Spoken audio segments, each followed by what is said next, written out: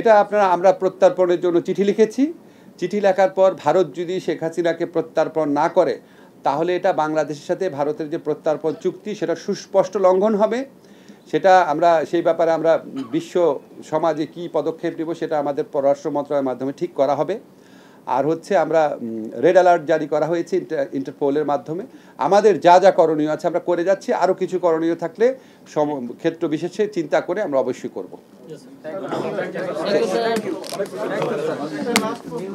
জি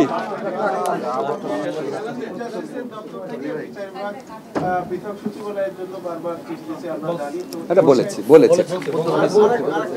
আর বিষয় নেই।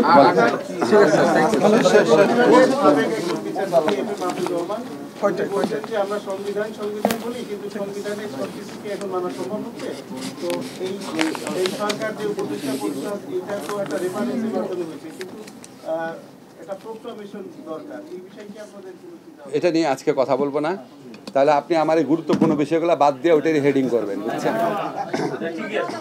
আমি ধরেন আমার মাঝে মাঝে মনে হয় যে আমরা এখানে আসছি কেন, কিছু ভালো খবর দেওয়ার জন্য। তো এই যে আপনি ধরেন ছোট্ট একটা নিউজ, এই যে অ্যাটাস্টেশন করা যাচ্ছে অনলাইনে, কত মানুষ যে খুশি হয়েছে। অনলাইনে অ্যাটাস্টেশন ছোট ছোট জিনিস, জানেন আমরা ছোট ছোট আরও কিছু কাজ করি সেখানে বলতে পারি না। যেমন ধরেন বিয়ের যে ফর্ম ছিল সেখানে লেখা থাকতো বিবাহিতা নাকি কুমারী, বুঝছেন? এটা একটা অমর্যাদাকর শব্দ একটা মেয়ের জন্য, সেটা আমরা অবিবাহিতা করে ফেলেছি। ছোট ছোট কাজ করেছি, এরকম কাজ আরও অনেকগুলা চিন্তা আছে।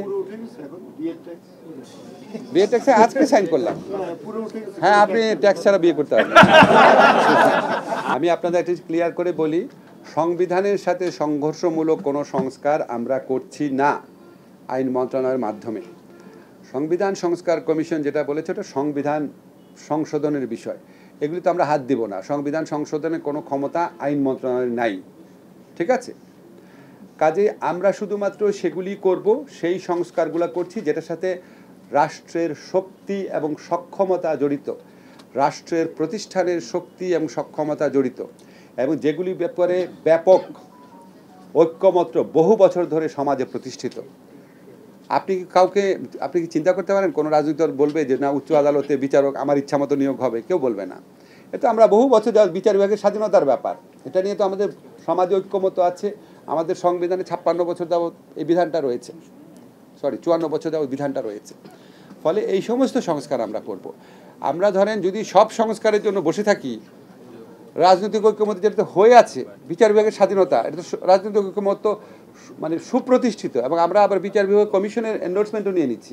এটার জন্য আমরা বসে থাকবো না। জি,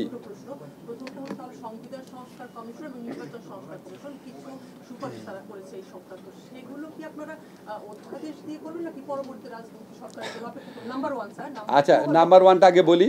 সংবিধান সংস্কার কমিশনের রিপোর্টের ভিত্তিতে কি হবে সংবিধান সংস্কার, বিশেষ করে এটা সম্পূর্ণভাবে জাতীয় ঐক্যমত্য কমিশন যে আছে সেই কমিশনই ডিসাইড করবে যে ওনারা কীভাবে করবে। একটা আপনার ইয়েতে নির্বাচনের আগে একটা জাতীয় দলিল করবে কিনা, যাচ্ছে ঠিক আছে যেই দলেই ক্ষমতায় আসুক, যে পার্লামেন্টই গঠিত হোক, আমরা এই সংস্কারগুলো করব, বা গণপরিষদের নির্বাচন করবে কিনা, নির্বাচন একই সাথে সাথে পার্লামেন্ট এবং গণপরিষদ দুইটার নির্বাচন করে ফেলো। আপনি আগে নির্বাচিত হলে পার্লামেন্টের মেম্বারও থাকলেন, গণপরিষদের মেম্বারও থাকলেন, সেই প্রক্রিয়া যাবে কিনা এটা জাতীয় ঐক্যমত্য কমিশন ঠিক করবে। আর নির্বাচনী সংস্কার যেটা বলছেন একটু বলি, নির্বাচনী সংস্কারের কিছু বিষয় আছে যেটা সংবিধান পরিবর্তনের সাথে সম্পর্কিত না, সেটা যদি রাজনৈতিক দলগুলো ঐক্যমত্য পোষণ করে অবশ্যই এই সরকারের আমলে হয়ে যাবে। ওটা আপনি বলছেন গণপরিষদের জাতীয় নির্বাচন, তাই গণপরিষদ নির্বাচন হওয়ার সম্ভাবনা আছে? না না না, আমি বললাম এটা পসিবিলিটি হিসাবে, যে কিভাবে হবে না হবে অনেকগুলো এভিনিউ হিসাবে বললাম।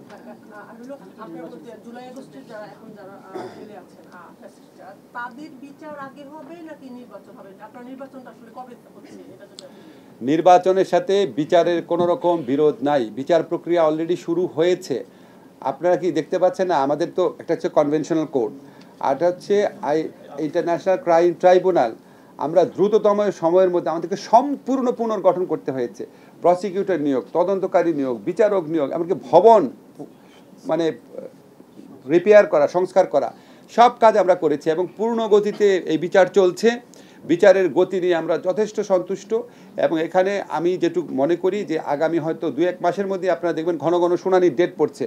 আমরা হয় কি ঘন ঘন শুনানি ডেট পড়লে তখন যখন আসামিদের আমরা নিজের চোখের সামনে দেখি তখন মনে হয় হয়তো বিচার হচ্ছে, কিন্তু প্রি ট্রায়াল স্টেজে বিচারের গতি নিয়ে আমরা তো চোখে দেখি না, তো এই জন্য মনে হয় তো গতিটা স্লথ, কোনোভাবেই স্লথ না, আপনাদের এটা আশ্বস্ত করতে পারি।